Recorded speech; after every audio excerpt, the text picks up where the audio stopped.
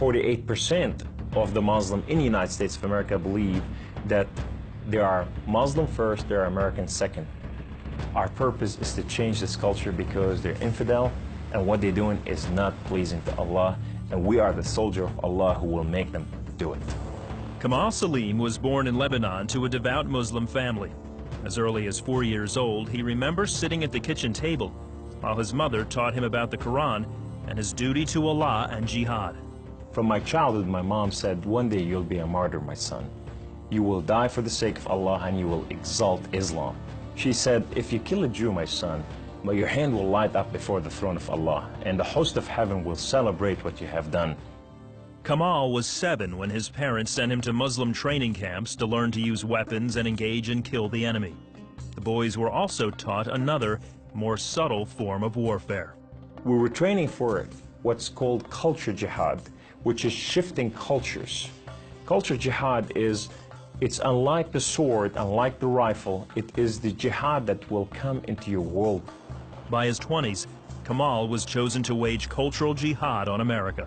In Islam, liberty, freedom, monarchy, all these are idols, and these must be brought down. So the liberty that you have in the United States of America, it's anti-Islam, you know, so America must be changed. So I moved to the Bible Belt specifically. The Bible Belt was the strongest of strongest. That's where the stout Christians are. And I want to take on the best of the best because I considered myself as a sword of Islam. I thought, I'm anointed, I'm unique, I'm selected, I'm coming to a country and a culture to change it, and I have the power of Allah with me. In the early 1980s, Kamal entrenched himself in a small Midwestern town. He began targeting men from poor neighborhoods to recruit them to the Muslim faith. But one afternoon, his life would be in the hands of those he hated the most. I was going from one place to another to do a recruitment, and that day I had a car wreck. The car wreck was so severe, I ejected out of my car, landed on my neck, broke my neck in 2 places. This man came running to me, and he said, don't worry, we're gonna take care of you, and everything's gonna be all right. The ambulance came and picked me up, and now I go to the hospital. The orthopedic surgeon in the emergency room looked at my chart, and he just said, son, we are going to take care of you, and everything's gonna be all right. The second day, I wake up in the hospital, and this head of physical therapy come and read my chart, and he turned around and he said the same thing, word for word, we are going to take care of you. At first, Kamal was frightened by their words, because these men were all Christians. You see, in terrorism, if they said we're going to take care of you, you'd better run. Surgeries to repair Kamal's broken neck were successful, but recovery would take weeks. After being discharged from the hospital, he would need someone to care for him while he recuperated. Kamal had no one, so the orthopedic surgeon opened up his own home to this stranger. In his home, they put me in the choicest room, in the most beautiful thing. I became like part of their family. They didn't see me any different, and now they have a basket set for Kamal. They put in money to free my bills from the hospitals. Kamal was overwhelmed with the outpouring of Christian love. As he recovered, he began to help out around the house with cooking and cleaning. They have Jewish friends, they came from Israel, that they support, you know, and now I'm hugging Israelis and I'm cooking for Jews. I'm going, what has happened to me? When Kamal was able to take care of himself and return to his apartment, the doctor had another surprise for him. He said, this is the keys to the house, and here's an extra key, this is your new car. We just want to bless you. You can come anytime you want. So I go to my home, and I go to my cold place that I haven't been there in months, and dust is this thick.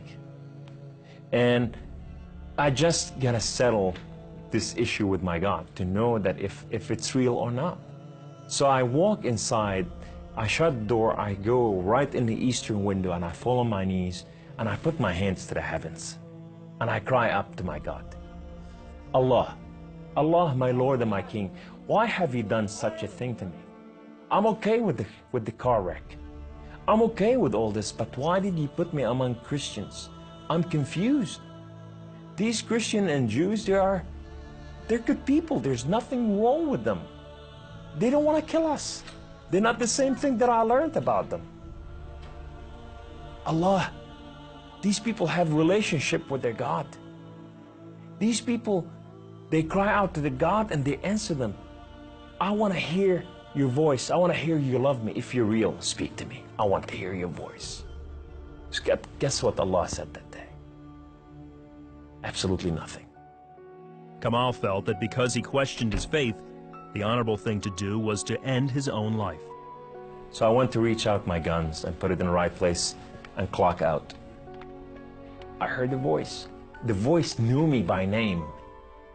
He said, Kamal, Kamal, Kamal, why don't you call on God of Father Abraham and Isaac and Jacob? And now I fell on my knees and I put my hands to the heavens immediately as I heard the voice, and I cried out with every fiber within me, God the Father Abraham, if you are real, would you speak to me? God the Father Abraham, if you are real, I want to know you. Well, God of Father Abraham came to the room, and he filled the room with his glory, and his name was Yahweh. The Lord is one.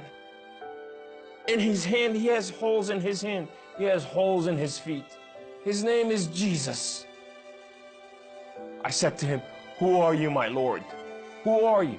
He said, I am that I am. I said, I'm a simple man with a simple mind. What is that supposed to mean? He said, I am the Alpha, I am the Omega, I am the beginning, I am the end, I am everything that is in between. I have known you before I formed the foundation of the earth. I have loved you before I formed you in your mother womb. Rise up, come on. Kum, you are my warrior, you are not their warrior. And I said to him, I said, my Lord, I will live and die for you. He said, do not die for me. I died for you that you may live.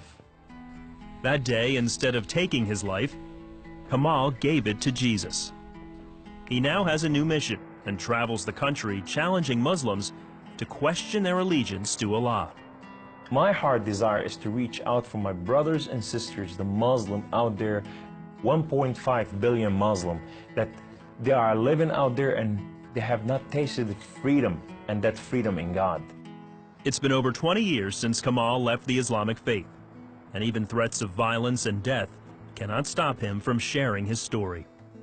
He is real, you know, and if you never experienced God before in your life, if you never tasted God, and if you think you got nothing to lose, when you're sitting in your home, whether you're a Muslim or a non-Muslim or a non-Christian or whatever you are, say, call on God of Father Abraham and Isaac and Jacob, and say, if you are real, speak to me, I want to hear your voice.